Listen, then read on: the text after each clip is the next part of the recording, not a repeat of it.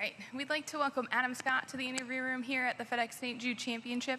Adam, you're entering the week at number 46 in the Fedex Cup.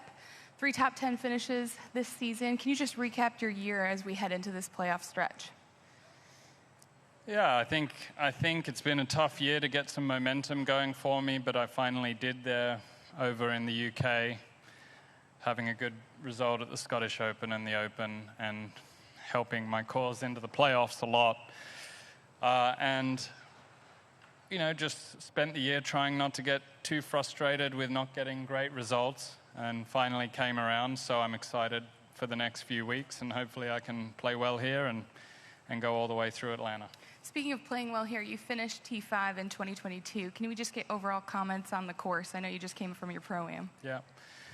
I think it's one of the underrated courses on tour.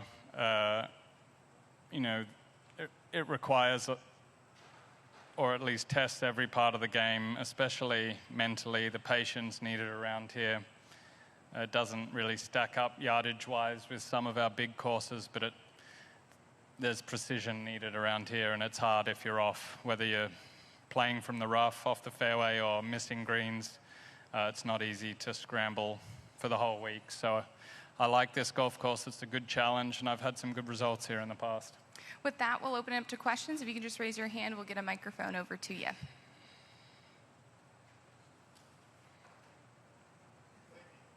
We can get you a mic, Doug.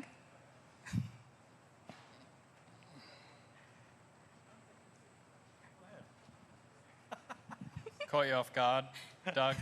Usually Doug likes to lead these things off because he's got a... But once he gets going, you know how that goes. Yeah, Adam, nice to see you. How do you feel about the playoffs as a point where it's really kind of a new season in a way? Or I guess my question is, does it feel more like a new season when you get to this point? Yeah, I mean, sitting in my position, there's so much to play for. I think everyone has a lot to play for, but these few weeks can turn just an average year into a really great year on tour, playing well on the right weeks. I did that a couple years ago. In fact, a couple years ago, I would have said I played quite poorly for the season and had a good run in the playoffs and made it to Atlanta, and all of a sudden you've had a great year. So a similar thing coming in here, although I've played better this year than a couple years ago, and even last year, there's a lot to gain, I think, for everybody who's made it here. Even the guy sitting number 1, you know, there's still a lot. He's achieved almost as much as you can, but he's going to want to finish off his year and as that dominant player. What has been the difference for you this year? Why are you playing a little better? What have you done better?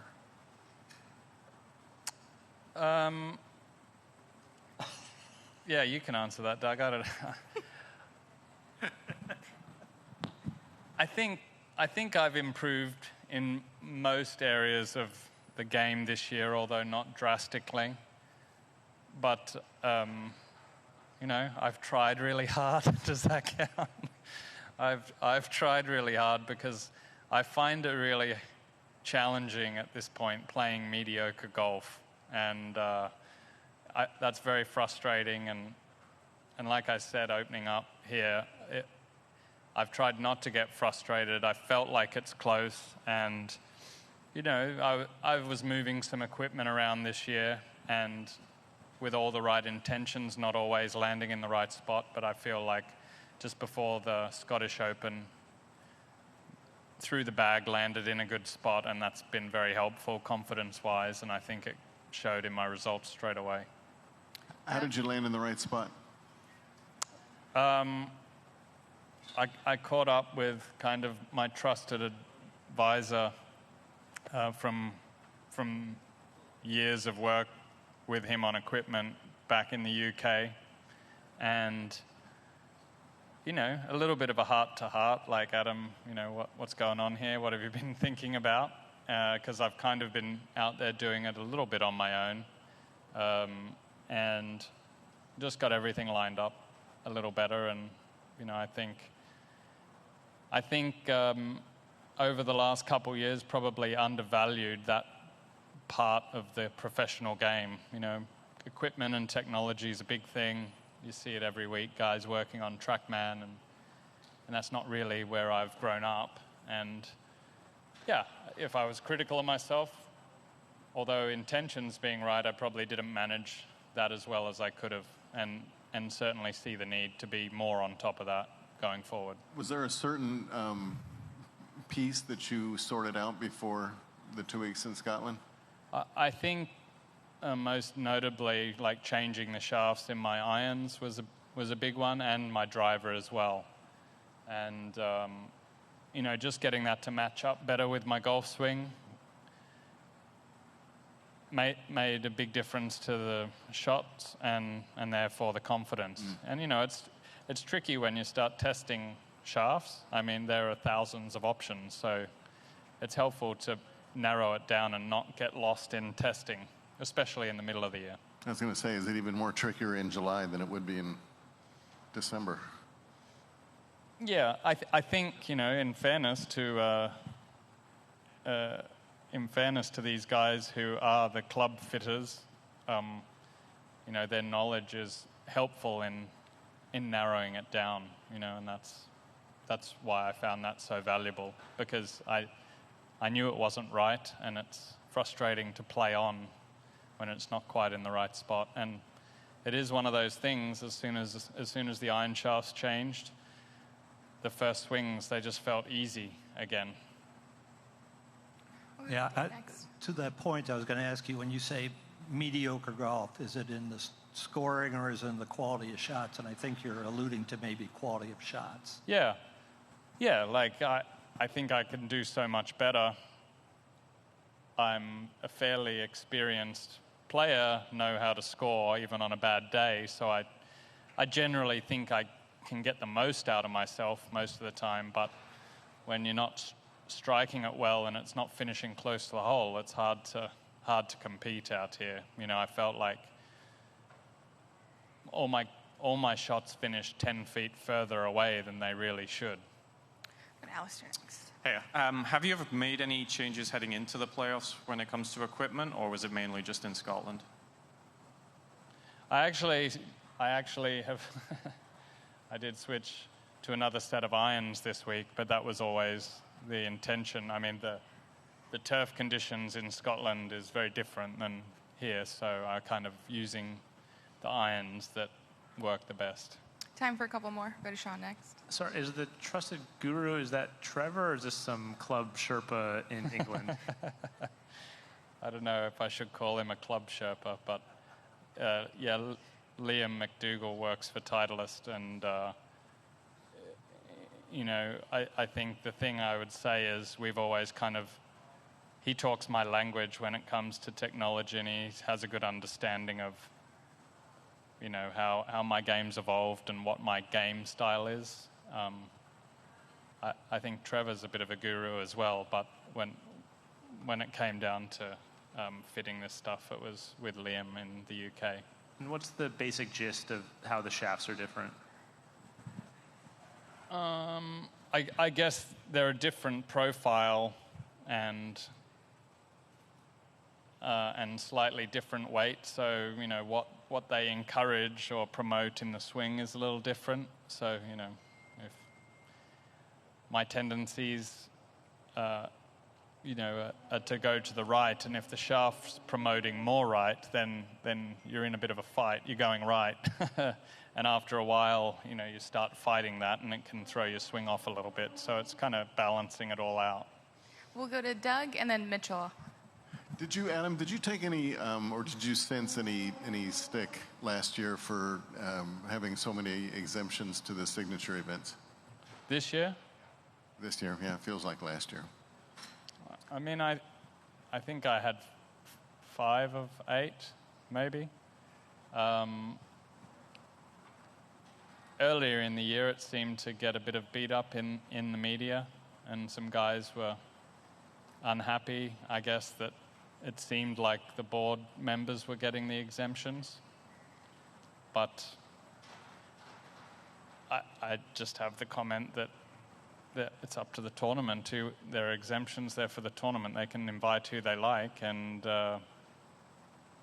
you know, like I was not unhappy when I didn't get exemptions either. You know, that's the position you're in. How much? I mean, how much would it be on your mind to push through to BMW for what it stands for? For everyone, that's incredibly important. I mean, I think if you ask anyone who was in that top 50 this year, I think they can play a great schedule with great opportunity, and it's much easier to plan a schedule. Even so, speaking for me, just the idea of course, I want to peak perform at the Players and the Majors, and if you know you're in events, you can make it easier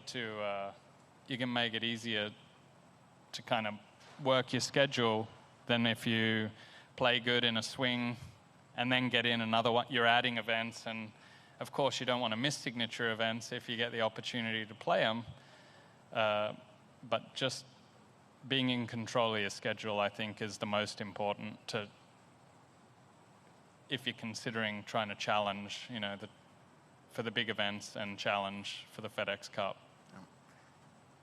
Okay. We'll go to Mitchell, unless you had one more, Doug. I did, but I was going to wait on Mitchell, just to be fair. Okay. Adam, kind of along the same lines of equipment, what is your primary swing thought right now? Right now, my primary swing thought, I guess, is to kind of stay left arm connected off the ball.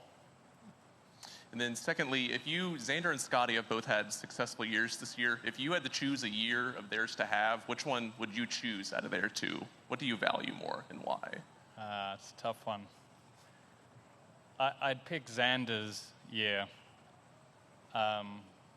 because I'm interested. You know, I think 2 majors is incredible.